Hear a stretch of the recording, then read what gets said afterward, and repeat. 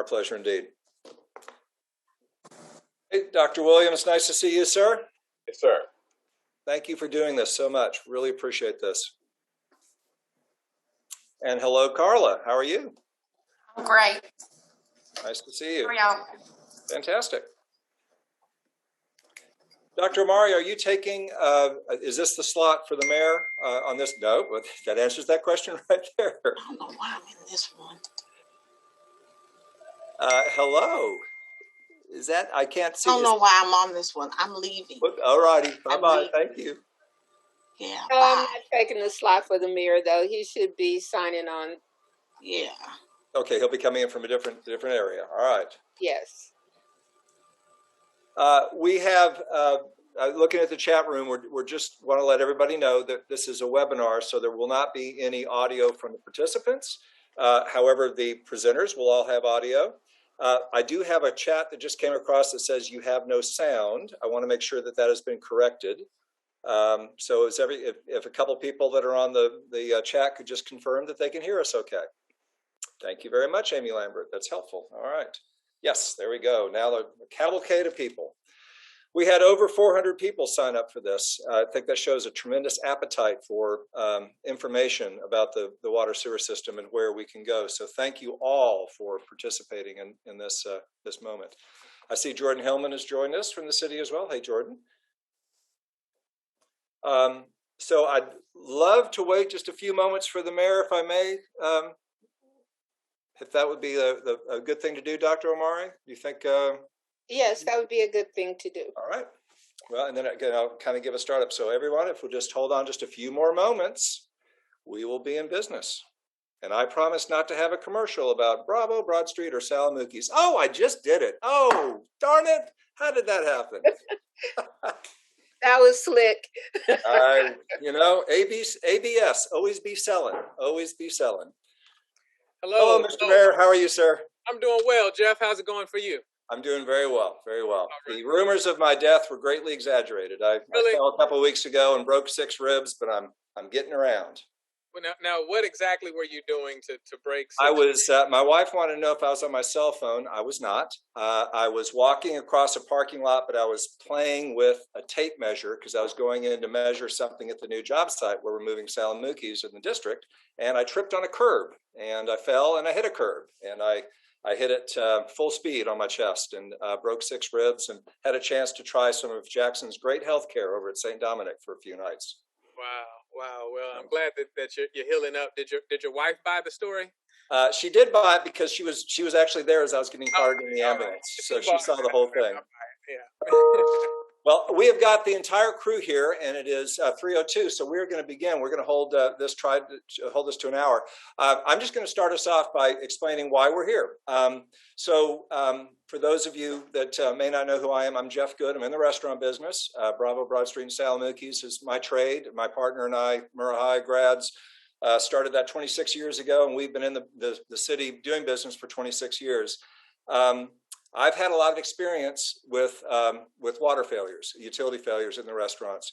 And when this crisis happened, the first week it occurred, my phone was ringing off the hook and lots of messages on Facebook and emails, people asking, why is this happening? You know, there's got to be a way to fix this. And can't someone do something? And, you know, we're paying taxes. Why can't it get done? And it dawned on me that after talking to some folks, so many people really don't understand the mechanics of, you know, there's questions like, why is there water in North Park, but there's no water on the other side of county line? And where does the water come from? How can it be 2 different water places? So I reached out to the mayor and Dr. Williams and Jordan Hillman, and I'll introduce them all in just a moment, and asked, is there a way that we might be able to do something like this, to have a presentation for all those who would be interested to learn how the water sewer system actually works from source to sewer, where we get the water, how it gets distributed, and where it goes. Because civic knowledge and education is a basic tenet of being a good citizen and being able to work together with others to make things happen. So my other job this year is I'm the chair of the Greater Jackson Chamber Partnership, the business entity, the business organization that's pro-business and pro-economic development. And this is, having, it's been great to see Jackson on the news, Mr. Mayor, for the past month, but not really. That's not really a great thing for us to be on the news about. So we have a moment here where we have the nation's attention. And if we as a citizenry can become as educated as possible as to how the system works, and then where we need to go next and how we can work together. And I think the beauty of this is I reached out 2.5 weeks ago, and the pledge was when the crisis passes, we'll take this time to do it. So the crisis has passed, but we're just ready for the next crisis. I think everyone on the screen would agree to that. So I'm hoping towards the end of our conversation, we can talk about maybe some marching orders that the mayor and the leadership staff of the city would give us. And so that brings us to me introducing everyone and then passing the mic to the mayor. So first of all, on my screen from left to right, I'm seeing a still shot of Cynthia Buchanan. Cynthia has been with the Chamber of Commerce for years and years, and she handles legislative relationships and business development work. And she is acting as the behind the scenes invisible hands to make sure all this works. So Cynthia, thank you for being here. On the far right-hand side, I see Dr. Safia Amari, and Dr. Amari is the Chief of Staff for the Mayor, and a pleasure to have you here, Madam. Next down on the right, going clockwise, Jordan Hillman, Director of the Planning and Development Department, everything from permits to economic development to the bus system. In the middle screen, we have Carla Dazzett. I hate to out you, Carla, but Carla is in charge of the water and sewer billing system. So there you go. Not her fault, trying her best. On the far left, we have Dr. Charles Williams. He is the director of the Public Works Department. So he is the boss for all things from roads to sewers to the water system we're going to talk about. And then on the bottom of my screen, I have our mayor, Mayor Chokwe Antar Lumumba. And Mr. Mayor, I think with this introduction, our goal, Dr. Williams has prepared a presentation. We have a few agenda points we'd like to make sure we cover just to go through this process. And then we were going to offer up the ability to answer some questions at the tail end through Q&A. So would love to pass the baton to you and let you kind of start us off, sir. Well, first and foremost, I thank you for the opportunity to have this presentation. I'm thankful for all of the members of our business community. I want them to know that the city of Jackson values them, that our small businesses are the lifeblood of our city, and without you, we could not exist, we could not thrive. And so this is an issue that we are equally concerned about, so that we can bring sustainable, equitable infrastructure that not only our residents depend on, but our businesses. So I thank you for this opportunity so we can explain many of the misnomers about our water system. And I've seen a few questions pop up already. Just one housekeeping matter. I think some people said that they couldn't see the full panel. I think that might be a matter of the view that you're in on this particular platform. I think if you go into the top right-hand corner, you can change the view if you want to look at one individual, the speaker view, or if you want to look at the entire panel. So that's one housekeeping matter. I will give kind of the overarching challenges and the overarching concerns that we have, and then I will ask Dr. Williams, who I think has prepared a presentation to explain our water system. First and foremost, for those that have heard me talk about the comprehensive infrastructure challenges that we have, I've shared that Jackson, when asked the question, we were talking really about, a federal infrastructure package in an interview. And I talked about Jackson having a comprehensive $2 billion problem. I didn't say that our water system costs $2 billion.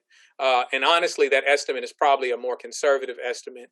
The reason that we know that is that, the EPA has estimated our wastewater challenge at about $1 million. $1 billion. I wish it were $1 million. They have estimated that at $1 billion.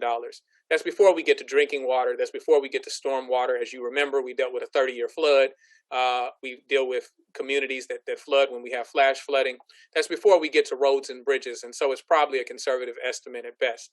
But it is unfortunately not a unique story of legacy cities that have aged. And that is where we are, is that we have a really aged system that the city's annual budget, the revenue that the city brings in, is insufficient to meet that need.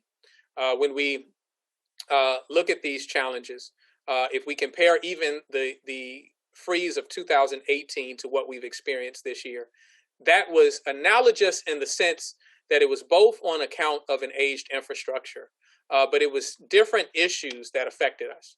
In 2018, we ultimately suffered complication in the distribution system because of pipes that burst all across the city because the ground froze. It led to, so many pipes bursting that we had to bring in private contractors to help with the repairs, right?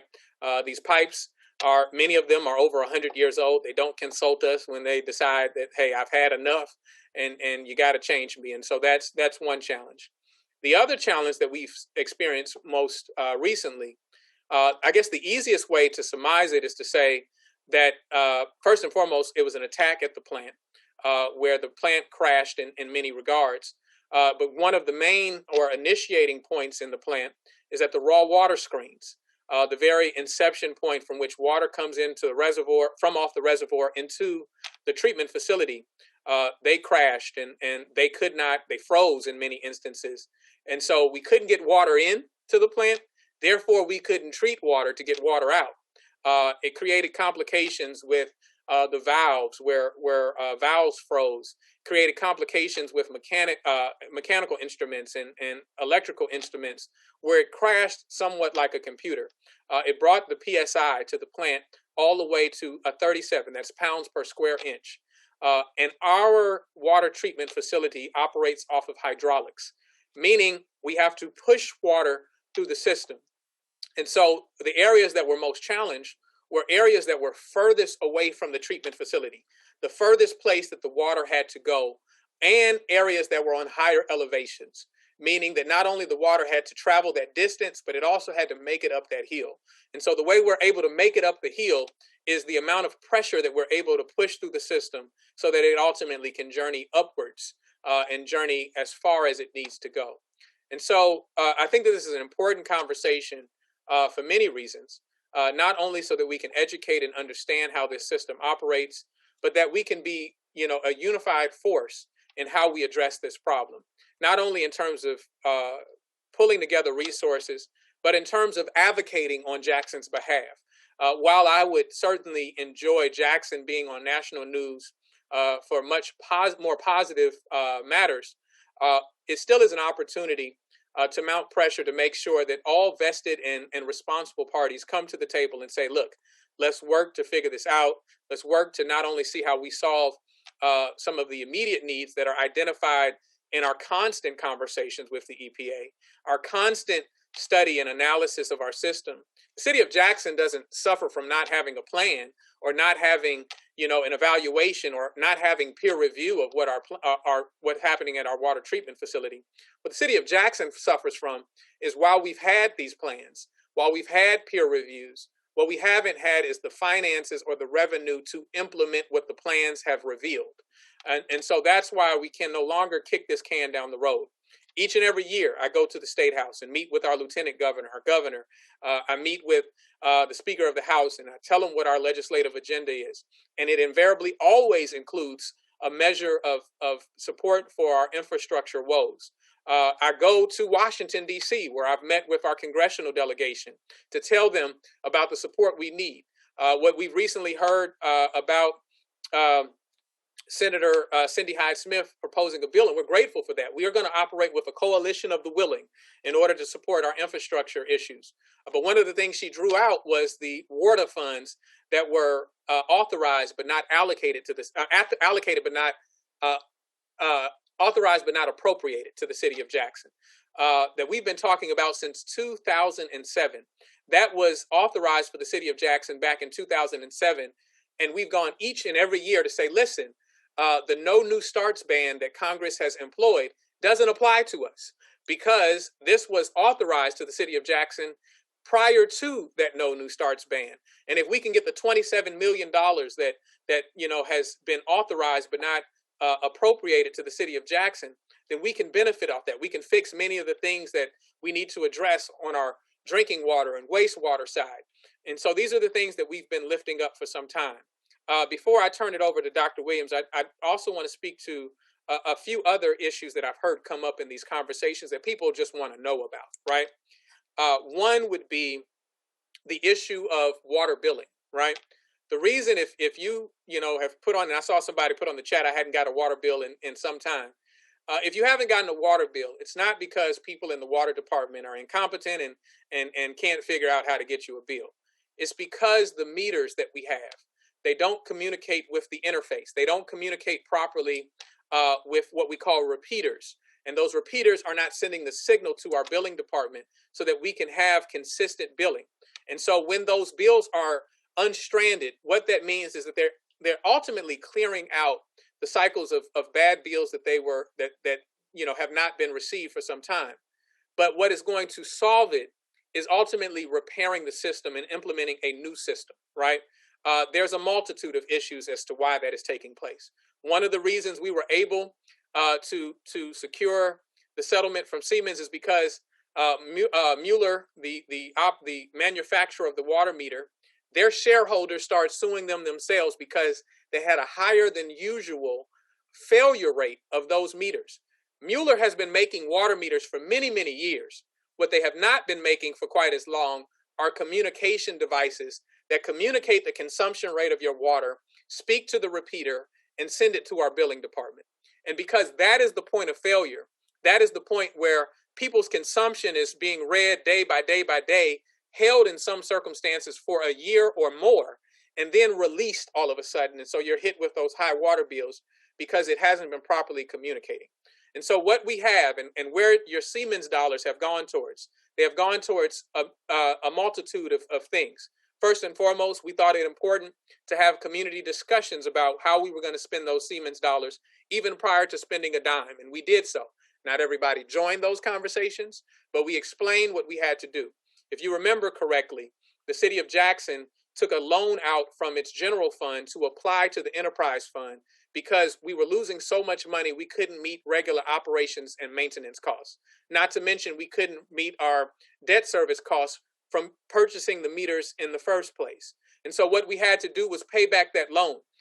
We had to do so per our state audit, per all of the finances, because we took that loan. And so we paid that back. Additionally, we were out of compliance with our bond holders. What that means is that as we have an enterprise fund, as we take out bonds for road projects over the years to install these meters, there is an insurance company that insures our bonds. It's called Assured Guarantee. Part of our bond covenant is that we have to keep a certain amount of money in escrow, right? So that when those bond payments come up, they can draw it right out of the accounts that per our agreement, we would keep them in. Because we were in such financial straits with our enterprise fund, because the billing system is not what we need it to be ultimately, we were out of compliance with those covenants. And so we had to reimburse or place in those accounts the money that we agreed and said we would put in that account. The reason that we have to do that is because if we don't, then we're out of compliance and we lose our insurance coverage. What does losing our insurance coverage mean? That means that it makes our bonds callable. That means that the city of Jackson would be responsible to pay $300 million all at once, based on how much bond capacity or how much loans we have taken out over the years. Obviously, we're not in position to do that. So we would have been in receivership if we didn't make that decision to put that in the escrow account. Lastly, the remaining amount of money has to go towards fixing the system. If we don't fix the system, then we'll be in this problem from now until eternity, into perpetuity. And so that money is there to fix the system so that you can get a dependable system, so that you can rely on those bills, being provided to you year after year. The reason that those bills are important is not only to be able to provide a reliable and timely source of an accounting of your usage, so that you can pay them and pay them at a fair rate and on time. But it also serves to help support things like our water treatment facility. It is our enterprise system that pays for those things. We can't even pay for those things out of the general fund, right? Because then we get taxed for the accounting process or improperly using money on our general fund side for enterprise related matters. And so that brings our bond rating down when we do those things. That's what Moody's and S&P, that's why we were able to get a better grade, is because we corrected those measures. Your bond rating has everything to do with your ability to do these projects, at a reasonable cost and a reasonable expense, so that you're not in junk bond status and paying an absolute premium for the many, many things we need to do. So that's a higher level view of many of those things. It becomes a pretty complicated process, but I'm sure Dr. Williams can explain how water service is provided to the city of Jackson a lot easier than I can. And so I'd like to pass it to Dr. Williams to do so. Thank you. Dr. Williams, while you log on there, I just want to say thank you, Mr. Mayor. That was extraordinary. And that is exactly the kind of linear discussion that just really helps explain the details behind what is a very complex business. I mean, the city is it's huge. Yeah. And so thank you for explaining that. I appreciate that. And I saw a question that said, when will I get a bill? Let me explain that. We have already started the process of revamping our water billing and metering system. We have hired a program manager, which we did not have the first time. We purchased the largest system. We expended the largest amount of dollars in our city's history without a project manager, a program manager. And so we've hired a program manager to oversee that process. Bids have gone out. First thing we purchased was a new billing software. The billing software that we had was end of life. It was called CCMB, and it's operated and given to us by Oracle, which is a trusted, multinational corporation. They no longer support CCMB, and so we have gone to their new product, which is C2M, right? That's the billing software. That costs millions of dollars to employ a new billing software. And now we're going through the bids of not only the meters, right, where we're accepting proposals. We actually have put that out, and we're going to have to put that out again. So it'll be within a matter of months. We have a full schedule of how that is going to be applied. And so we're putting it out for new meters to be installed and a new system, a new software that interfaces with that system to be installed. And so you will start seeing those new meters installed, and that is what is going to lead to you being able to get the consistent bill. We can't expect a bad, non-functioning system to be able to resolve the issue, because it is an issue of res ipsa loquitur, right? That is one of those legal Latin terms. The problem is the thing itself, right? And the thing itself is inoperable and does not work as it should. And so we have to replace the thing. We have to replace the meter. And that is what is going to lead to you getting better bills. And that is already in the works of taking place. Now I'm done. Dr. Williams, it's yours. Well, my former Callaway Latin teacher wife would give you an A+ on the use of Latin there. So if Debbie's listening, she just gave you a thumbs up. Ladies and gentlemen, Dr. Charles Williams, I've had the honor of getting to know him because of all the problems we've dealt with over the years. I've seen him in neighborhoods. I've seen him at bridges that have failed, and we've talked about water issues. And I'll tell you that this gentleman needs to be wrapped in bubble wrap and kept safe, because his institutional knowledge for our city is second to none. And between he and Bill Miley, we have a couple of amazing men who really understand what's underneath the ground without having to have a map. We're very fortunate to have Dr. Williams at the helm. And Dr. Williams, the podium is yours, sir. I appreciate that. I'm going to try and share my screen. Let's see. I might need Cynthia to give me permission.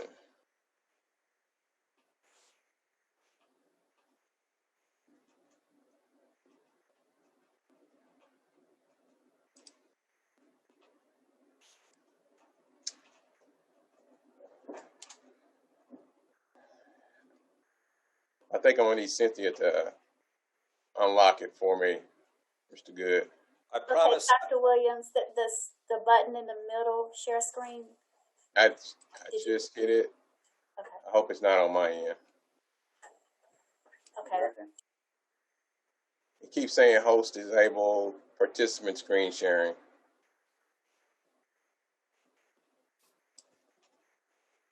I knew we wouldn't make it through this without a challenge. Okay, try it now. All right. Got it? Okay. Thank you, Cynthia.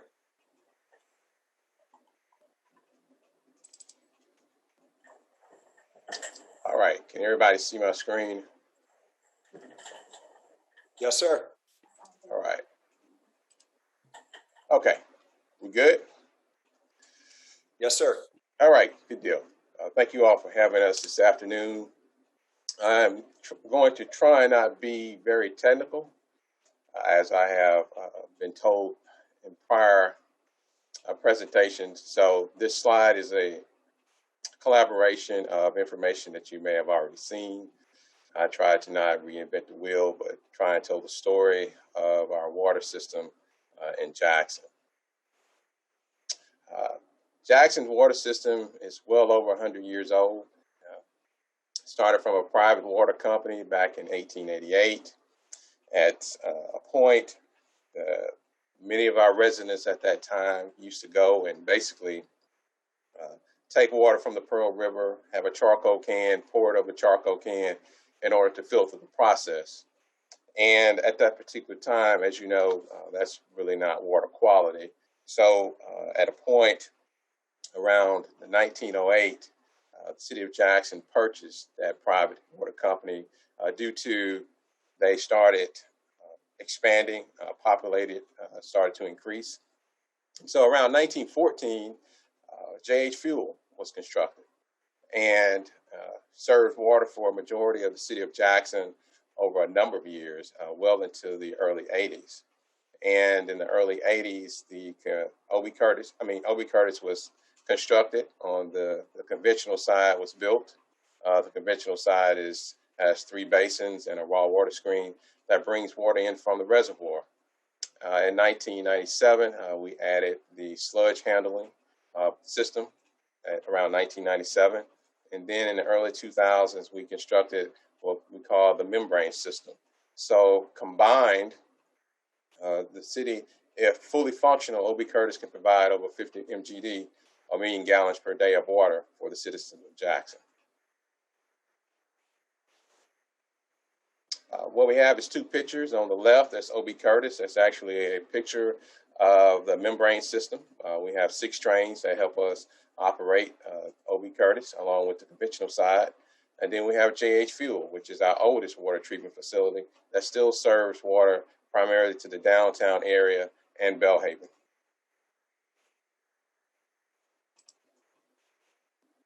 Now, I want to kind of get into how the water treatment process works. And once again, this is a picture of O.B. Curtis. On the left side is really the conventional side, the basins. And then on the right side, once again, that is the membrane system. Jackson water from O.B. Curtis comes from the reservoir. J.H. Fuel actually comes straight off of the Pearl River. We have, we'll never notice it, but driving along the spillway, we actually have an intake structure. And that intake structure has 2 60-inch pipes. And most of you may recall about 2 years ago, we had the system go down due to sedimentation in those pipes. And we had to get divers to come in to help us clean that. But water that comes into O.B. Curtis from the reservoir goes to bar racks. And then we have been just talking about issues during the freeze as it relates to the mechanical or raw water screens. Well, they go through the raw water screens. We have 2. We have one for the conventional side and one for the membrane side. And both of those help filter out any trash that may come in from the reservoir before it goes into our conventional or membrane side of the plant for treatment. We also have raw water pumps that help bring the water in at a certain level through the plant. And we have roughly close to 5 or 6 of those for O.B. Curtis. We have some that are dedicated for the conventional side, and we have some for the membrane side. And then the pre-oxidation basin, where the settling water will come in before we start to treat it.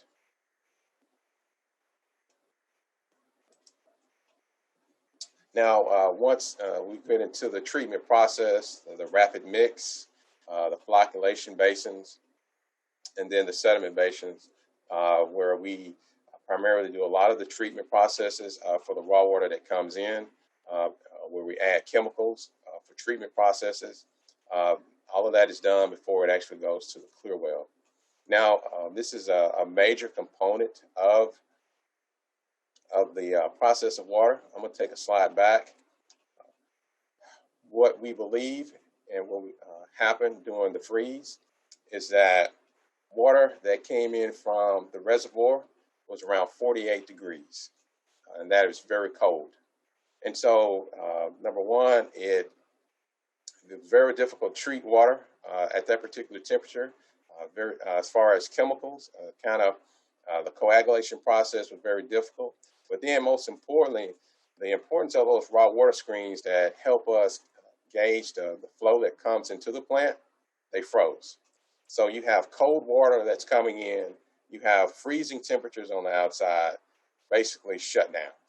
So the analysis of the computer crash was kind of brought the sense of how this particular system just kind of crashed at that particular moment when you had 2 winter storms that came in a period of over 4 to 5 days, dropped the temperature of water, temperature on the outside, both of those together, inability to treat water through our normal processes. We saw the system pressure drop.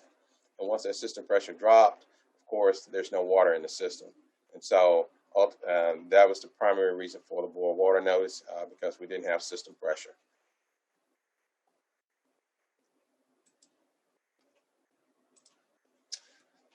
The final stages, which is the filtration, and then once it's filtered through, we have 6 UVs on the conventional side, and then it goes to the disinfection and ultimately to the clear well. That clear well can get up to around 14 feet. That is where we provide clean drinking water into the distribution system. On the membrane side, I didn't show that. I didn't know how much time I had, but when those 6 trains are working, they offer that same filtration process, and then that goes into the clear well and ultimately into our distribution system. So, Dr. Williams, could I recap just to make sure that I understood? And since I'm kind of simple, it might help everyone else. We take water directly at the O.B. Curtis plant, which is on the reservoir, directly out of the reservoir through those big concrete structures. When you're driving over the spillway, you'll see those big obelisks that's sitting in the before you get to the spillways, you're traveling east. And then it falls down those tubes on the other side of the reservoir besides the trailer park that's there, and that's where the plant is. And then you're saying that the first step is that big, it comes in and goes through those screens, and that's where you're getting a lot of the big solids. And I'm sure you probably see fish and trash and leaves. And it was so cold, it created an ice block. So it just became ice. So nothing can go through ice. But if it's usually something along those lines? Yes. Well, primarily ice that formed on the screens. Of course, the cold water basically, just shut it down. Got it. If I could jump in for a moment, because I want to make sure that we're scratching where people are itching. And I've seen a question come up, well, why can't we have a system like Cleveland, Ohio, right? Well, the reality is that that's not the way our system was built, right? Yep. Those cities that experienced colder temperatures built weatherized systems. And so they anticipated the cold weather when they built those systems, because they know that, dropping below 32 degrees is common in those cities. And so, and that happens all the time. And so that is not the system. That is not the way our system was built, right? It's revisionist history. Whether it should have been is it's not as important as who created the problem as who is responsible for fixing it. And now we have to fix the issue. That's why we have big back porches, and Cleveland, Ohio doesn't have big back porches, because we have more temperate weather. Yeah. So the other thing I heard you say, Dr. Williams, I think it's important, since I'm in the restaurant business, I understand what a slurry is. When you have Chinese food, the reason the Chinese food tastes so good is because the sauce is thick and it covers. When you get General Chow's chicken, it's delicious because it's thick and sticky. That's because they put cornstarch and honey, and those things are coagulants. And so you can take water and mix in cornstarch. We all know how to make gumbo. It makes it thick. So what we have is a chemical process. I guess that those chemicals grab other particles and make them fall out of the mixture, right? And so again, when it's super cold, you end up with dough as opposed to ending up with water. Would that be kind of a simplistic way to look at it? Yes, I would agree with that. All right. And then it goes through and gets the finer filters, and then it gets UV light. And then, as I've read many times, the city of Jackson water, when it comes out of the plant, is some of the best water in the nation by the way it's treated. But now we're going to get to the rest of the story and why it may come out brown or different colors in your tap as we get to the distribution side.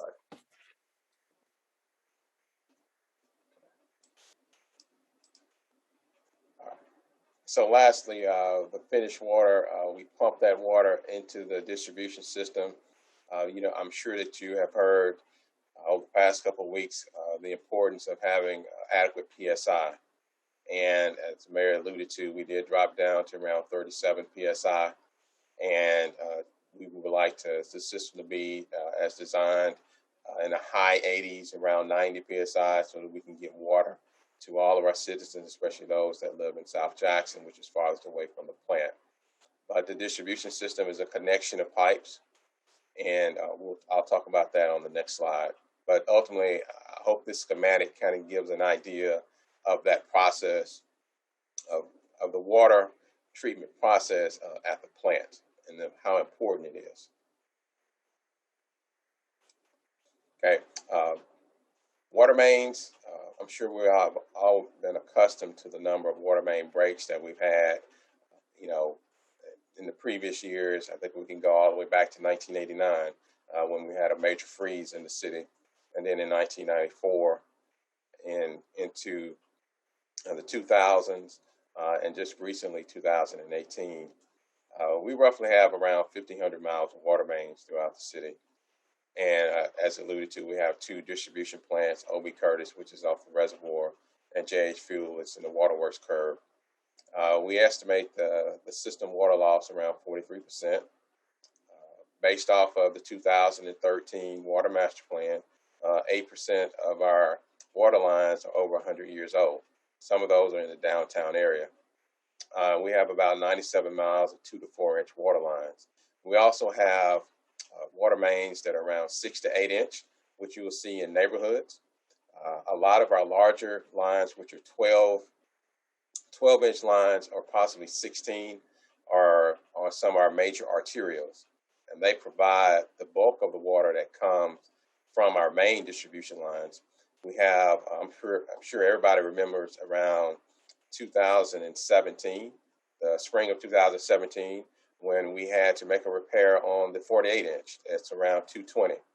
And there was, we anticipated a major water shortage or outage at that particular time to make those two repairs on a 48 and a 42. So those are what we consider our major distribution lines. We also have a 24-inch that comes out of Fuel that goes on the east side of the Pearl River that provides water to Byram and some parts of South Jackson. So those are some of our major distribution lines, but most of the lines you will see within the certificated area of Jackson are 16s, 12s, 8, and 6s.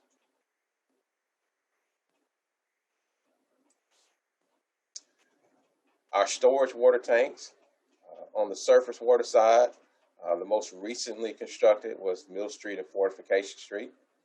We have Chastain, Magnolia Road, Elaine Street, Northwest, Riverside, Livingston, Suncrest. We have a tank that's in Byram, Forest Avenue, and we have two booster stations. The Magnolia Road booster station is in service Currently, the Maddox Road booster station is not.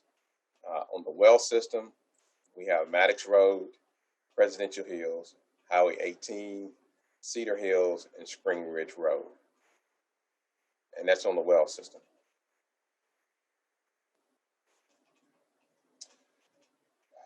So just kind of sums up the water side. We'll talk about the sanitary sewer after we treat the water. Then ultimately, when we use it, it will go into the sanitary sewer system. And as we talk about the wastewater treatment process, the process of treating and reclaiming water from wastewater is any water that can be used in homes, such as flushing toilets, washing dishes, or bathing, and some water from industrial use or even stormwater starts with the expectation that after it is treated, it will be clean enough to re-enter the environment. As you know, we have water issues, we have sanitary sewer issues that pretty much can balance it out. And over a number of years, the collection system has seen a lot of disruptions. Obviously, we have a consent decree that was levied against the city as a result of management at Savannah Street and also SSOs. The city of Jackson operates 3 wastewater treatment facilities. Savannah Street is our primary, which is in South Jackson. Presidential Hills, which is in West Jackson and right off of in the Presidential Hills community. We recently performed some work around 5 to 6 years ago and made some upgrades to that particular facility. And Trayon Creek, which is at the Jackson Rubbish Landfill, which is also in South Jackson, off of 55 South. We roughly have the same amount of sewer mains, around 1,500 miles. We have a little over 98 lift stations throughout the city of Jackson.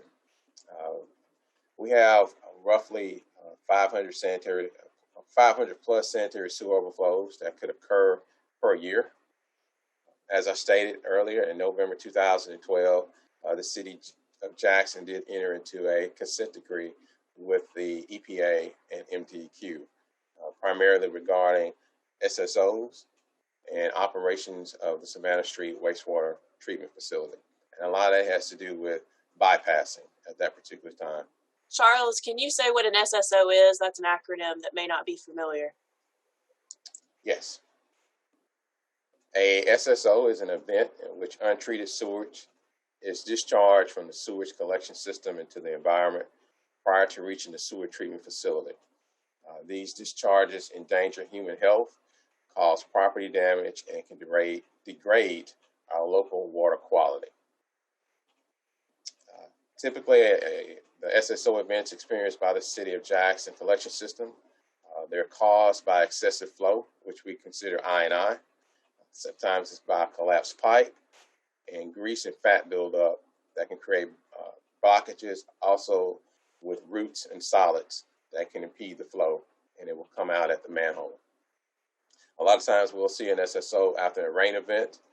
Typically that's through an I&I, but also too, a lot of, depending if there's nearby trees or if there's a specific amount of buildup within that pipe, it can cause the flow to be impeded and ultimately will come out at the lowest point, which is sometimes at a nearby manhole. This is a picture of a sewer collapse that happened about 2.5 years ago on 3 Mile Creek. A 30-inch concrete sewer main collapse, rode it off the embankment, caused a significant amount of sewer flow to go into 3 Mile Creek.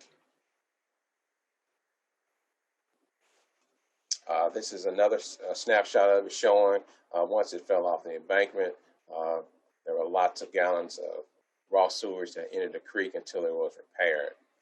This will be considered an SSO because it is an illicit discharge into a nearby creek. One of the major problems that we have is grease.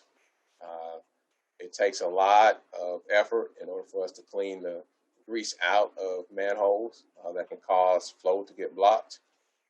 And so these are just two pictures just showing the after fact of us cleaning out a particular manhole that was full of grease.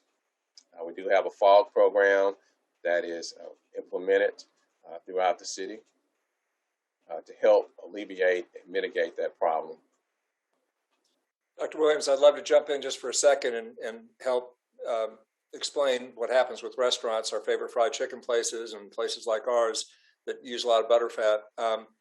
The city and all cities require restaurants and commercial facilities that make food to have what's called a grease trap, which is a very large, usually in-ground filter, if you will, that all of our sanitary water goes through. So the dishwasher, hand washing stations, not the toilets, not that, but everything that's hand washing or coming off of dishwashing or prep sinks.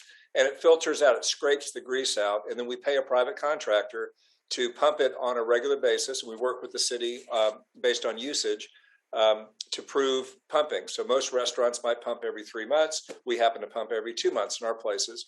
And you pay the fee, the place comes out, they suck all the grease out, and then they drive it down to the Savannah Street plant to discharge. The reason these are really important is it stops what you're seeing right here from getting into the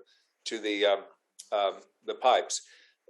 At home, garbage disposals are the worst possible thing for our city. Anytime we can put our, I've done a good job in our house. We kind of all learned this process. Instead of throwing things down the garbage disposal, we throw things in the garbage can and try to minimize the things we grind up, because the more stuff that goes down, the more things that get stuck. So that's maybe one of those things as we go to our churches and our friends, as we go through this process, the less solids we throw down, the less sticky stuff, the better the sewer pipes will work. Is that fair, sir? Fair. Thank you. This public service announcement was provided. So as I stated earlier, the way that the wastewater treatment process works, Savannah Street is our primary treatment facility. It was constructed in 1970, put online in 1974. Veolia North America helps the city manage as an O&M operator. Roughly, we can treat up to around 46 mgd of waste that comes through the plant and treat it. This is just a high level of how that works. Of course, we bring wastewater into the plant. We screen it. And then there's a grit removal chamber. We have clarifiers that help in the primary stage of it. Then there's the aeration part of it, and I'll kind of lay this out in the next slide. But this is just a high-level figure of how that process works. And then we have a secondary clarifier. We have a chlorination part of it. And then ultimately, we test the water before we put it into, allow it to be discharged into a nearby creek or stream.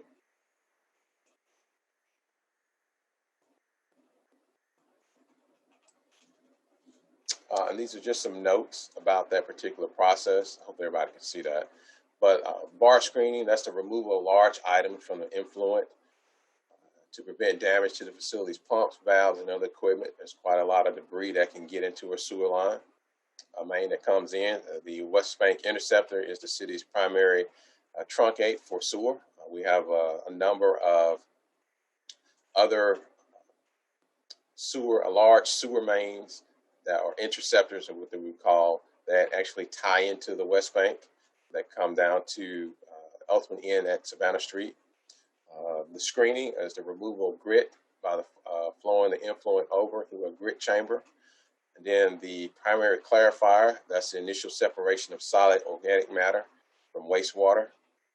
The aeration, which is a very important process where we pump air into the aeration tank basins to encourage conversion of ammonia to nitrate, provide oxygen for bacteria to continue to propagate and grow. Secondary clarifier, treated wastewater is pumped into a secondary clarifier to allow any remaining organic sediment to settle out of treated water flow. And of course, there's chlorination, where chlorine is added to kill any remaining bacteria in the contact chamber, and then finally we'll test it to make sure it meets our permit before ultimately discharging it into a local creek or river, which would be the Pearl River for Savannah Street. That is just a high level of how the treatment process works for wastewater. Of course, we have not perfected that, obviously because we have a consent decree, so we still have a lot of work to do. But we have made some major improvements at Savannah Street through a $27 million SRF loan, where we are building new clarifiers. We're doing upgrades for electrical work at the plant. And so a lot of good things that are happening at Savannah Street that will help us minimize the number of bypass events that occur that could ultimately affect our permit and put untreated wastewater into the Pearl River.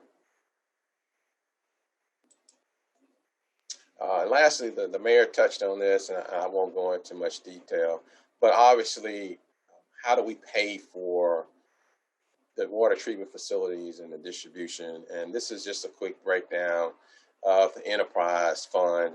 The enterprise fund is where we pay for water and sewer, and it's utilized for that service. That ultimately, when we pay our water bills, and for us, it's water bills and sanitation, which is separate, but it does go into the enterprise fund. But we set up the enterprise fund to help cover the expenses for O&M, capital outlay, and any type of debt service that may be incurred by the enterprise fund. So a fully functional enterprise fund obviously would promote better services out of both water and sewer moving forward. So the mayor did allude to the AMI projects that will be coming online to help solidify that.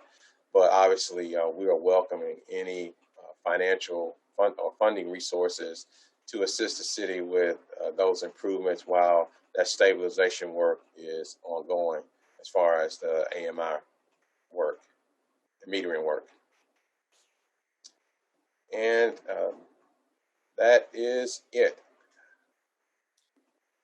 Dr. Williams, before we jump back into, I think, the funding and some questions and answers, which I think is going to be probably the appetite for the crowd, I would like to ask one more system that you're responsible for that has to do with water, and that is the storm drains. And so just so I make sure that I'm correct and everyone listening is correct, storm drain is separate than sewer line. So when we have rainwater coming off the roads and going down the storm drains, that doesn't go into the sanitary sewer. That's a separate set of lines that go to the river. Is that correct? Go to the creeks and the like, and everything flows to the river eventually?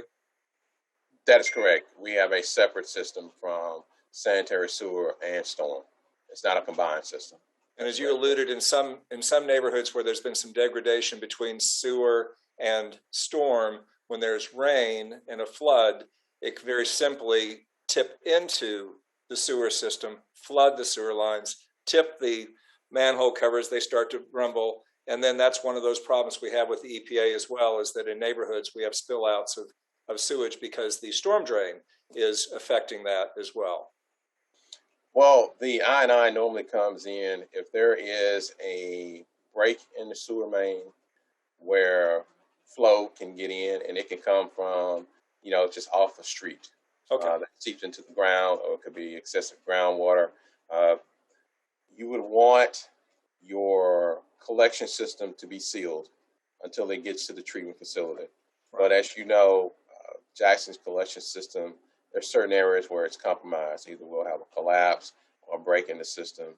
And ultimately, if storm water can get in there, either through having a break in the system, and then you will have that excessive flow that sewer collection system was not designed to handle. And so it's going to come out at either a manhole because there's too much flow that's getting into the system. If I may interrupt, I just, I'm seeing some of the questions coming through. And so what I want to do is address some of those just to make sure that we're scratching where people are itching. And I know we end up using a lot of acronyms. Someone asked, again, what is the enterprise fund? The city has two sides of its budget. You have your general fund, right? That's where your tax revenue, what you get from the state based on tax revenue, grants, and all of those things are on the general side, the general fund side. And then you have your enterprise fund. Your enterprise is your business, just like your enterprise is as restaurants. You run a restaurant enterprise. The city has a monopoly. Most cities have a monopoly on providing water to people. And so that is our enterprise, where the funding for that is maintained separate. And so when we get into our bond rating, when we get into those things, you have to separate, and you cannot commingle those funds, right? And so our enterprise fund is where we have trouble. In fact, we've actually recovered quite substantially from our general fund side, but we can't just make a transfer without consequences from our general fund to our enterprise fund, right?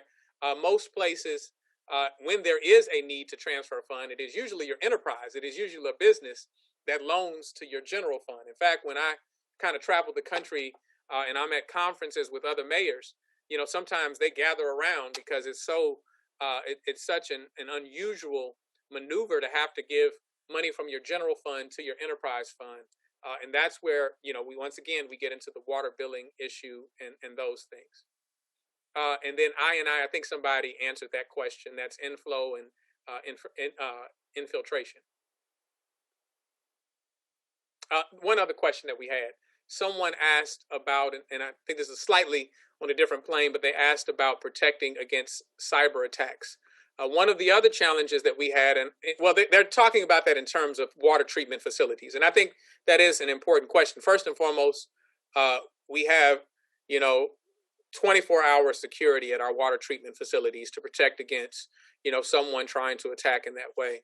But another thing that we had to do is not only did we have this issue with water bills being a problem because of the meters, because of the interface, but we also had a problem that we had, outdated servers that maintain the billing information, that maintain all of the information that allows bills to go out. We have to maintain that information.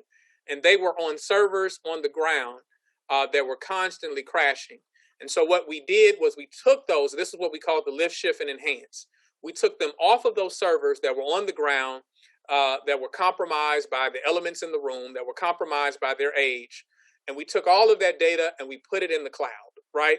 That way, in a secured cloud, to make certain that we protected your data, to make certain that we have the necessary foundational information that as we build this water billing system, that we can get out bills accurately and consistently.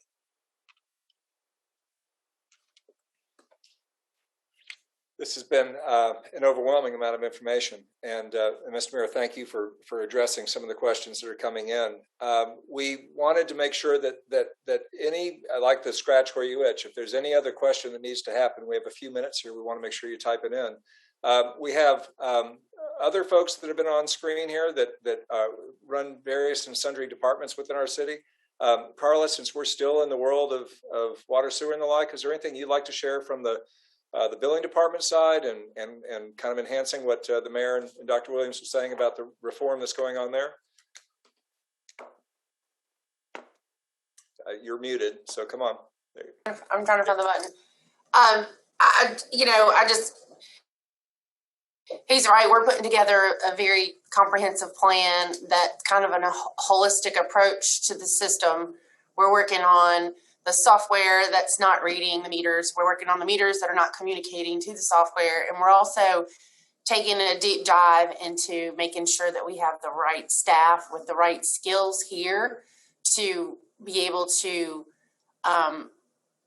navigate these complex systems that we've basically handed them to be able to use. So, I mean, it's a whole approach.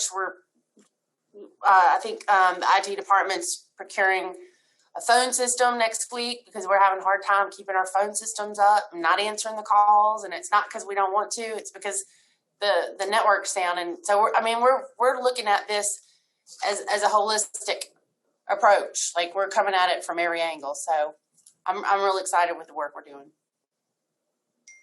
I know that you and I have discussed customer service a lot of times when I've seen you at Broad Street, and you are very focused on trying to continue to enhance and lift, to use the mayor's term, for the cloud services, also the physical services of the folks that you're working with.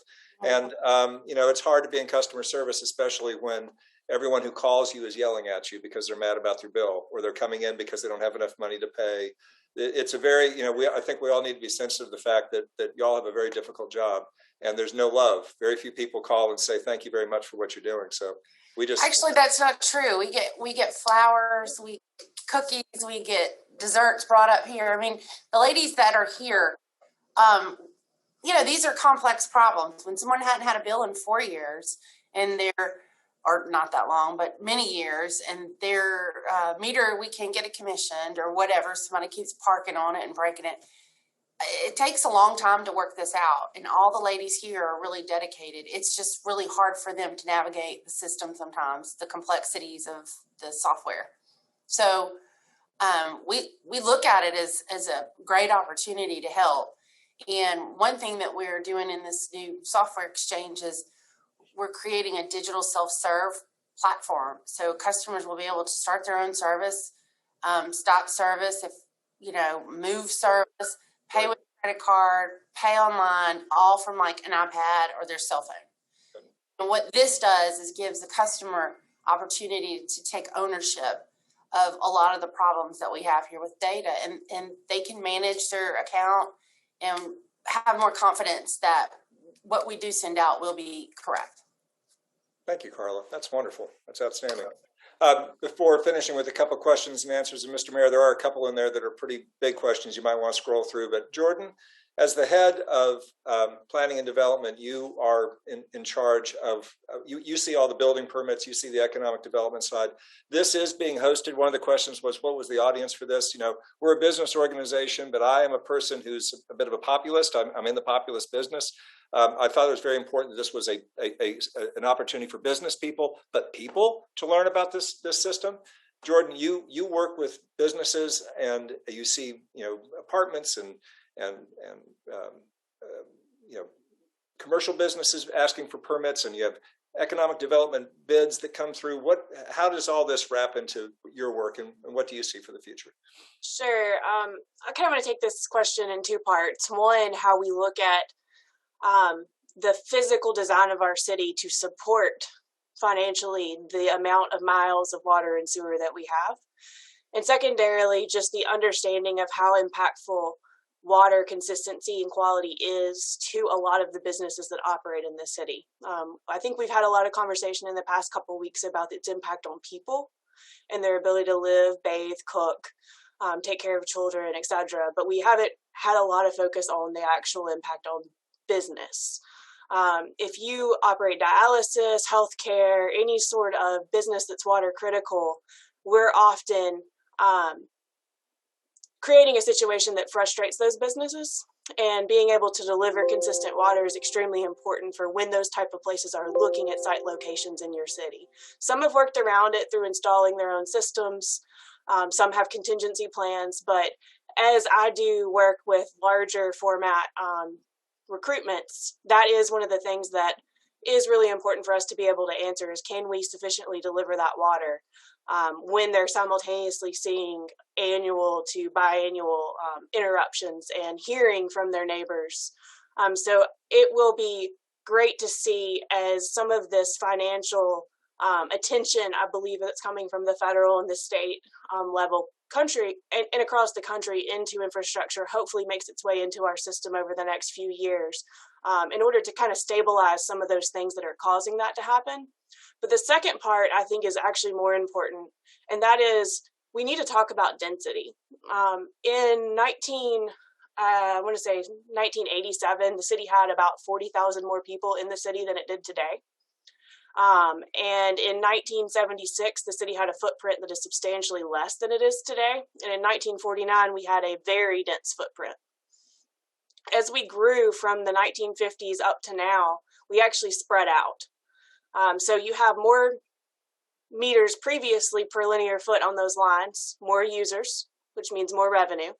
But as you spread out with the more modern suburban footprints that were brought into the city from the 70s forward, you actually have less people per foot of those lines using them. So the math changes. So as we do our planning work and on this version of our comp plan, if you haven't visited that yet, it's connectjxn.com. We are looking at focusing on that redensification. And you've already seen it in parts of the city as we've repopulated downtown, as we've repopulated the Fondren district, as new development is coming into Jackson, but we haven't seen it happen throughout our whole city yet. So as we plan for the future, we're looking at ways to make our existing infrastructure useful again. The more folks that are using it are more folks paying to maintain it going forward. And so while there have been some things that have challenged us over the years, the fundamental nature of population loss and business loss has definitely played a role. And we'll see our new census numbers come out in September for the 2020 census. And it is my hope and my fingers are crossed that we see stable numbers in our population, or maybe some incremental improvements in some of our census tracts, because that is one of the key factors in looking at us going forward over the next 20 to 30 to 40 years, is building a system that is mathematically sustainable. If I can jump in, and I thank you, Jordan. As you can see, we have some very gifted people with the city of Jackson, people who know their field of discipline and understanding, and are prepared to address these things. I saw one question that I think is kind of one of those overarching questions that really speak to a number of the questions that have been listed, and that is, what are we doing about it, right? I think it's important that as we've talked about these issues, you can see that we have a depth of knowledge in terms of what the problems are. The solution, however, is how we bear the resources, or bring the resources to bear that we can utilize to solve the problem. And so that's why we've been talking about this enterprise fund. That's why we've been talking about the importance of our water billing. That's why we've been talking about those corrective measures that we are employing. I think it is fair to critique whether certain decisions that have happened over time in the city were the right decisions or not, right? For me, hindsight is always 20/20. In addition to that, I don't take things as I would have them to be. I take things as they are, right? And so the system we have, the things that we have to correct, that is our responsibility, and we're working diligently to do that. But we're trying to do so with far more intentionality than we may have pursued when we initially made those investments. And so as we're going through this question of what does our meter look like, and what meter do we trust best, as we look at what the interface and what systems are able to send the signals and give you the capacity that Carla was talking about, where you can not only become a customer on your own through the computer and check what your usage rate is and see where your bills are. These are all things that we want to make sure that we do correct and efficiently, and that we have as many checks and balances in place so that we don't get it wrong. So that's what we're doing, right? And we have taken on a lot of grief, right, and a lot of criticism based on our decision to challenge that process and challenge those errors of the past, right? But we're only doing that because we know what the end result is. We know the end result of not doing so means that you have an independable infrastructure. It means that you have water bills that you can't depend on and leave people who are on set budgets meeting challenges. It means that this infrastructure that is unsustainable and inequitable means that not only residents suffer, but businesses suffer. And so that's what we're doing. But this is what I will call up to the individuals on this, participating on this Zoom to do. We need you to lift your voices, right? Because part of the question or part of the issue is that it is posed as Jackson's problem. And yes, Jackson deals with the brunt of this challenge, and we suffer the consequences. But the reality is that when Jackson suffers, the state of Mississippi suffers. We are the economic engine. It is your businesses that suffer. Your businesses pay taxes to the state of Mississippi. And yes, we don't get the revenue for our water. Somebody asked that question that we provide to the state. And so if you can lift up your voices and write to your legislative delegation, which I believe are largely in support, let me be clear on that, on the state level, write to the lieutenant governor, write to the speaker of the House, write to your congressional delegation and make it clear that you want to see and you support the funding that is going to help us employ some of these immediate repairs that we have to do. And so that's what we're asking you to do. And we will continue to do our work, both on the city side to make sure we repaired failed infrastructure, both in terms of finance and the actual physical infrastructure we deal with, but also that we will continue to call the very same people that we're asking you to write to, and we will visit them and we will walk into their offices. I was talking to Congressman Michael Guest earlier today as he's trying to help see how they can support. We want a coalition of the willing to work together. We don't care about party or partisanship. We care about results and we care about people. Thank you, Mr. Mayor. Dr. Amari, one of my favorite sayings is that still waters run deep. And you always are still. I say 1,000 words and you may say 3. Is there anything that you'd like to mention from your seat? As you are always in the room where it happens, to quote Hamilton. It's one of my granddaughter's favorite songs from Hamilton is "The Room Where It Happens." I've been busy trying to answer as many of these questions in the Q&A as I could.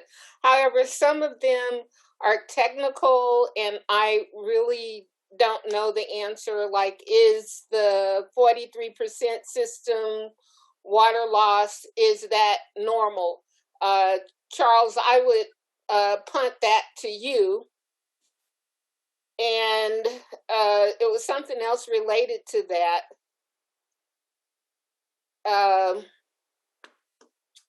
But other than that, let me just say that I'm proud to be a part of this team.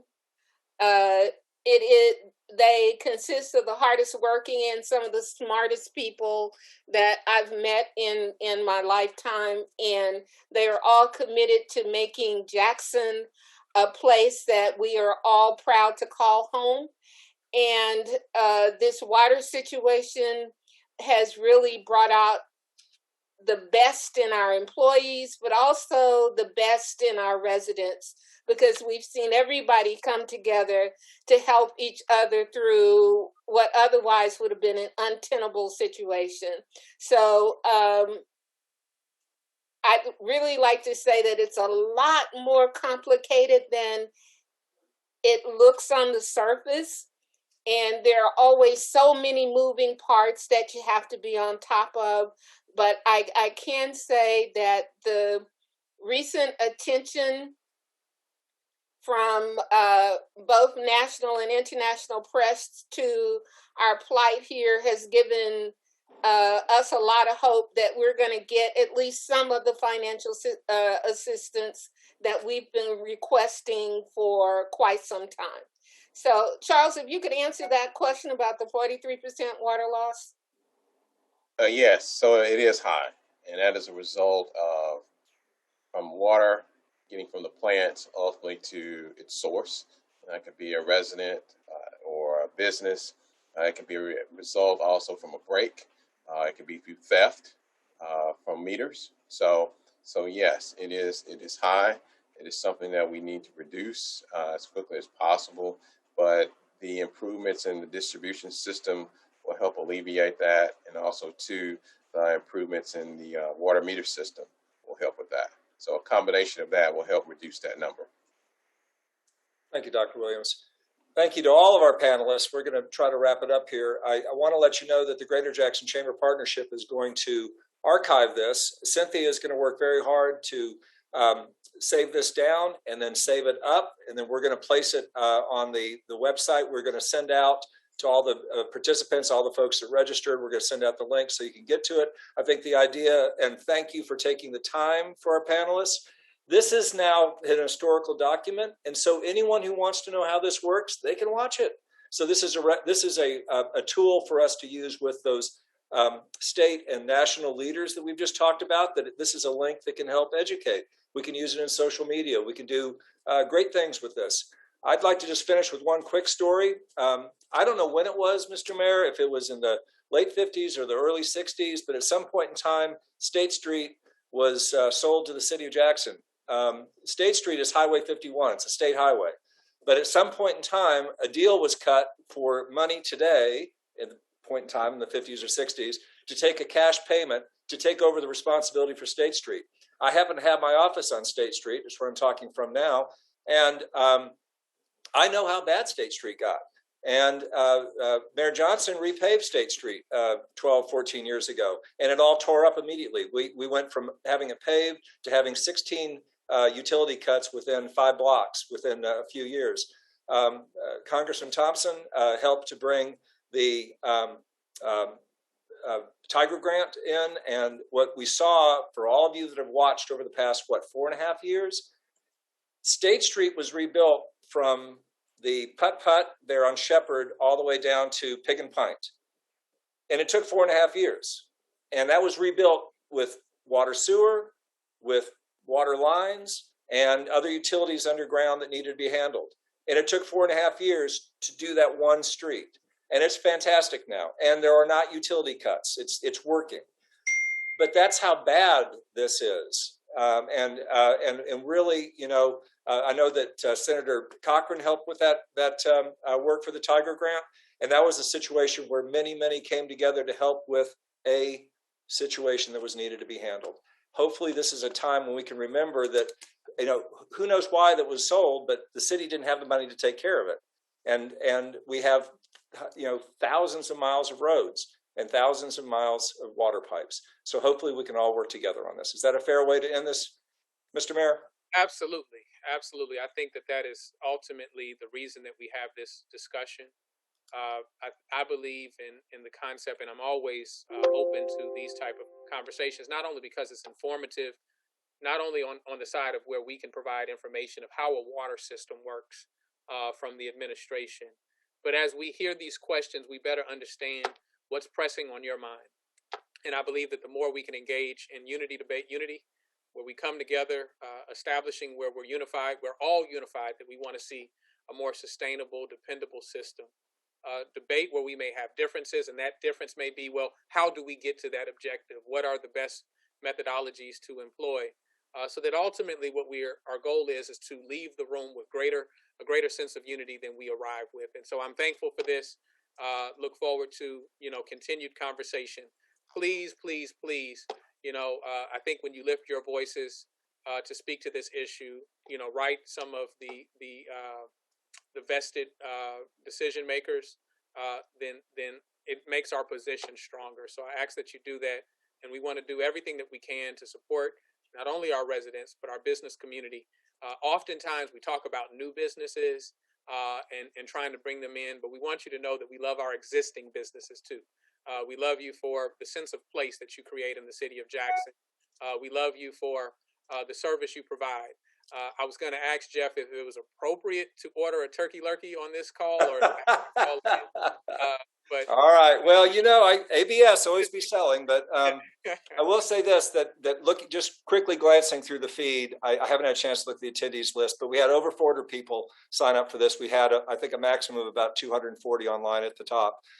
That's amazing. And I see city council people. I see our Hinds County delegation. I see some state representatives. I see someone from Senator Hyde-Smith's office. I do not want to leave anyone out, but I think that the audience, Mr. Mayor, that you were just talking about, many representatives of those offices are in the room right now, and how thankful we are for that. This is a great city. It can be Mississippi's great city, and that's what this is all about. So let's do it. So this will be archived. We'll share it out. Thank you so much. And for those of you that are in the business community, if you like what you saw, the Greater Jackson Chamber Partnership is a great organization to join. And Cynthia Buchanan will send that link out too. All right. Good day, all. Have a blessed weekend. Thank you. God bless.